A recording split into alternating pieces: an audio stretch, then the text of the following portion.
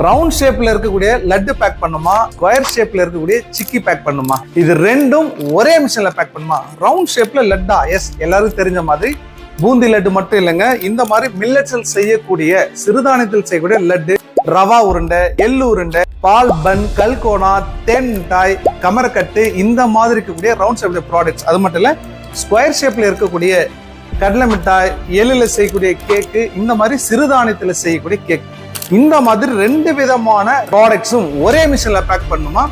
Low காஸ்ட்ல வேணுமா, high ஸ்பீட்ல வேணுமா, இது எல்லா தேவையும் பூர்த்தி செய்யக்கூடிய ஒரே மிஷின் வேணுமா அப்படின்னா நீங்க பாக்குற இந்த மிஷின் தாங்க. இந்த மாதிரி ஒரு வேர்ல்டு கிளாஸ் மிஷின், அதுவும் 2 வருஷம் இந்த டாப்ல இருந்து இந்த பாட்டம் வரைக்கும் போல்டு, நட்டு, வாசர் எது வந்தாலுங்க, மெக்கானிக்கல், எலக்ட்ரிக்கல், எலக்ட்ரானிக்ஸ் எந்த ஐட்டம் வந்தாலும் 2 வருஷம் ரீப்ளேஸ்மெண்ட் வாரண்டி வருமா? நீங்க கான்டாக்ட் பண்ணுங்க ஒரே இடம், இந்தியாவிலேயே, தமிழ்நாட்டிலேயே, icon of Tamil Nadu. This is VIP மிஷஸ். நான் உங்க என்ஜினியர்.